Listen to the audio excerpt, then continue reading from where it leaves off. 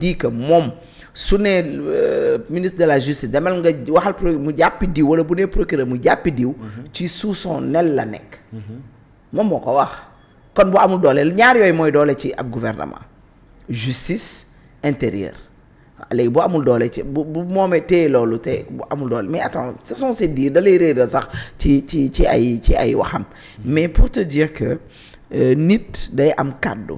man bëgg naa loolu nit ko am kàddu parce que man dama am kàddu man bu ma la nee damay dee suba incha allahu rabbi xanaa borom bi teg ci loxoom mais dama koy def la mu waxoon wan na ko et si on voit la situation quand Ousmane Sonko venait à l'Assemblée nationale man j'étais pas là mais quand j'ai suivi dafa mel ne benn nit boo xam ne dañ ko ne jógal gaaw nga dem lijjanti lii parce que du lii la ñu waxante woon ak yow il est parti à la hâte sans réfléchir peut-être quelque chose qui l'a poussé dafa mel ne daal ku ñu ko xattalu togguñu ko bu baax voilà non waaw du même sax bu du togguñu ko bu baax li nga taxoon a ñëw parce que non je me dis que xam nga dafa am loo xam ne dafa xew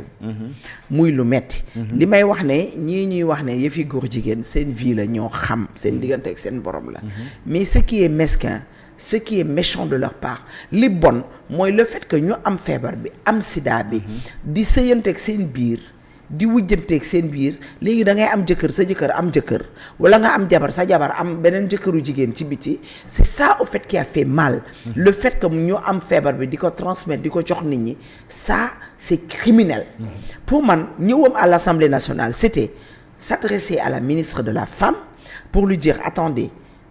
côté bi lii ak lii na ngeen ko na ngeen ko xool aller vers ces familles là discuter ak famille yooyu xool leen lan mooy seeni besoin parce que affaire bi c'est dangereux dafa grave dafa def lii ñaaw lu ko metti lu ko wax sénégalais yi ban tenue la ñu war a am wala boog sax ñu ne nañ dem def dépistage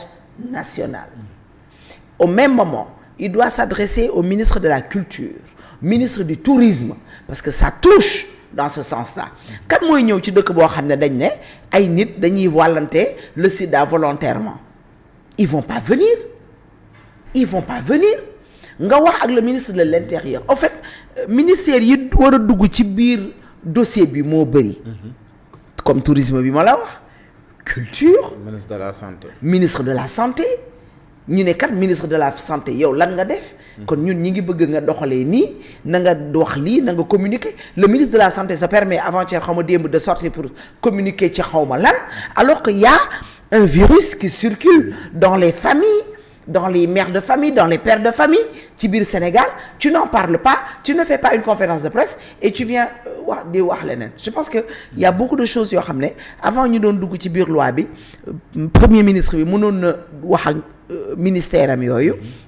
ne leen kat lii am na fi le ministre de l'Intérieur le ministre des Affaires étrangères pour que mu mën a wax ak les trucs pour wax ak ñoom ne war ne ni ngeen ko yaakaaree noonu amul parce que tey côté visa mën na dem ils se disent que maintenant le Sénégal il y a un problème de virus képp kuy tukki tey dëkk bu mu mënti doon da ngay joxe benn test de santé wala benn kii de sida war ne yow def nga test sida bi et encore ça va ñu coûter encore la peau des fesses il y a beaucoup de choses côté économique ci lépp daal mën nañu yàqal wala mi ngi ñu yàqal lu bëree bëri loo xam ne je pense que beaucoup de ministères étaient engagés c'était plus sage de venir pour dire que j'endurcis la loi de l'homosexualité c'est même pas la loi de l'homosexualité loi d'acte contre nature. Mais il y a quand même une précision ci tiré yi boo xam te dañuy def homosexualité. dama ne la clairement aussi dama ne la acte contre nature. buñ ko attee amul sens. da nga waroon def criminalisation ba nga waxoon parce que bi ñu ñëwee ba tey lépp lu ñu waxoon teggi nañ ko lépp lu ñu wàccu woon wannaat nañ ko. am na yu nekk di def mais arrêtons bu ñu defee loolu ba pare. ci biir wax ji. nga jëlaat protéger ñooñu. protéger bi mooy ndey saw. yow sa doom non attends s'il te plaît. non amul protection. si attends protection la da nga joxe ci loxo ndey jox nangu ci loxo càmmoñ. bon maintenant c'est vrai que. bu ñu jàppee góor jigéen wala acte contre nature lii lañ koy def loi bi nga xam ne mi ngi foon déjà bon le meneen bi mooy ndey saw si sa doom sa jarbaat sa lara dafa nekk góor jigéen xam nga ko mais amoo ci preuve kon amoo droit ne ko diw mi góor jigéen la et bu la kooku porter plainte tu en as une amende déjà et tu as entre 2 ans à 5 ans et maintenant ce qui signifie que damay romb góor jigéen ma xam ne kii góor jigéen la gis ko mu takk ay fer wala muy biiju ma wax ko ne góor jigéen nga mu dem changé wu dem gendarmerie ne kii dafa tase man ne ma góor jigéen laa ñu ne ko indil preuve comment tu peux avoir cette preuve là loolu mooy góor jigéen ñi def leen lu leen neex la raison wala la preuve est que depuis lors yaa ngi gis ci biir réseaux sociaux yi góor jigéen ñi di ko sant di ko gërëm ne ko yaa moom suñu voix yaa woon suñu carte fësal seen bopp ñi doon làqatu sax ñi ngi fësal seen bopp léegi da ngay dox ci mbedd mi gis xale bu góor buy riic mu leer na la kooku mënoo ñëw ne ko góor jigéen nga te yow leer na la lii muy def nii manière góor jigéen la.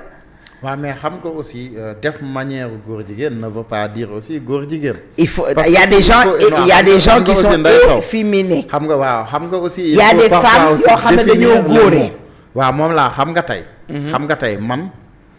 gisuma ne Ousmane Sonko am na intérêt. pour ñoom di leen défendre. et jàpp ma ne aucunement aussi moom dina leen défendre. mais juste que dafa am aussi loo xamante ne aussi parfois. day bañ mu mujjee nekk tooñ dañuy bañ mu nekk ay accusations gratuites fekk nit parfois mën nga ko mere nga dem nga sosal ko te fekk du dëgg léegi est-ce que du ñi mu wax ne dinañ leen daan ci loolu aussi est-ce que du côté boobu lay waxee. xam nga je vais pas dire il fait pire que Macky Sall parce que Macky Sall n'a rien fait de mauvais ci góor jigéen ñi. dafa rétrogradé. wala dafa mën a dafa mel ni kuy jàppale cette homosexualité man noonu naa ko analyser parce que mënoo ñëw nga ne da ngay criminaliser au lieu nga ñëw criminaliser nga seralal leen dafa leen koo seralal xam naa góor boo xam ne dafa mel ni jigéen am na góor yoo xam ne dañoo efféminé dafa jigéen seen wax et tout parce que hormone jigéen yi moo ëpp ci ñoom comme ni jigéen di ñuroo góor hormone góor ëpp ci moom te du góor jigéen parce que la preuve boo xoolee ñi ñu jàpp du ay nit ñoo xam ne dañoo nekk ay jigéen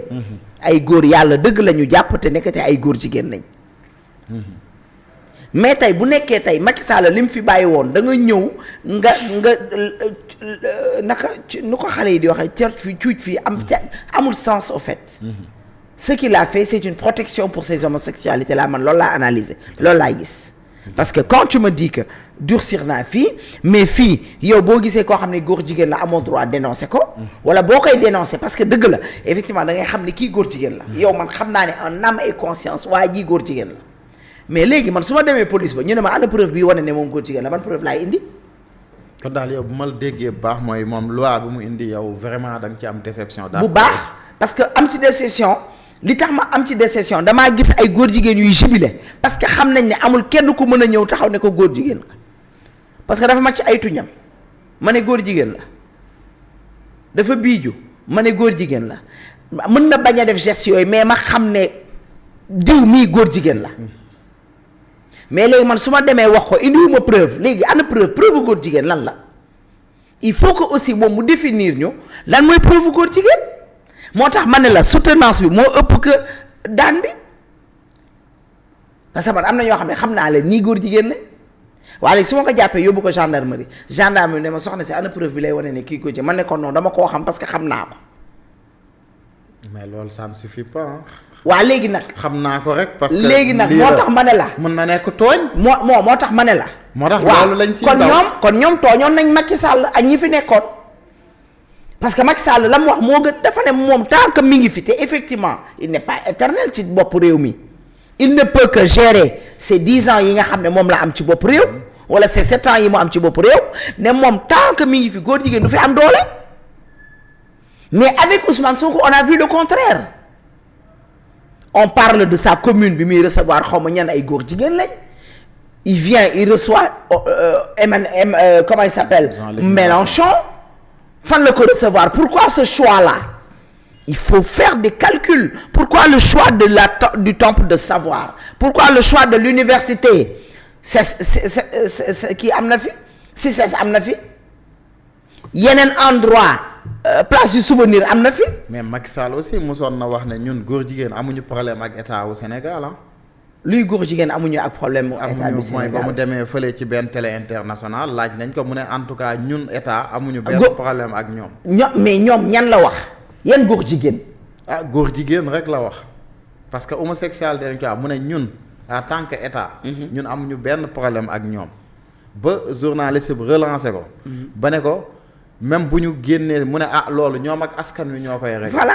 xam nga aussi daf déjà Ousmane loolu sax daf ko bloqué loolu nga xam ne ñoo askan bi la xam nga dama dégg benn vidéo bu Ousmane soo ko wax mu ne Macky Sall dafa bëgg a daganal góor jigéen te góor jigéen dafa nekk loo xam ne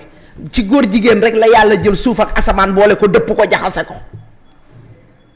Ousmane est-ce que dina riwaan kase tamit mu déglu ko nee na ci àdduna bi àdduna sosoog léegi li tax yàlla jël suuf ak asamaan jaxase ko góor jigéen doo nga tax yàlla def jëf googu waa léegi bu nekkee ci àdduna sosoo ba tey jëf googu yàlla def ndax góor jigéen doo nga taxoon mu def ko waa Ousmane Sonko tey nan la mënee taxaw biir assemblée nationale. moo tax mu andi loi buy dëgëral. arrêtons quand tu dis que dans l'islam yàlla ci àdduna lenn rek la mës a def jël suuf ak asamaan jaxase ko ndax góor jigéen ndax mer gi mu mer. kon defe naa mer googu nga joxe exemple ba tax na nga ne Macky Sall dafa bëgg a daganal góor jigéen dafa bëgg a légaliser góor jigéen defe naa looloo la waroon a tax boo duggee nga dóor ci table bi ne criminalisation de l'homosexualité ndax yow yaa joxe exemple mais tey gis nañ ñu mel ni ay ànd sàmm jikko yi nga xam te ne dañu porté woon vraiment le combat ñoom quand même am nañ satisfaction. xam nga dama ñooñu franchement li ma jot a wax ci ñoom sax defe naa dafa doy parce que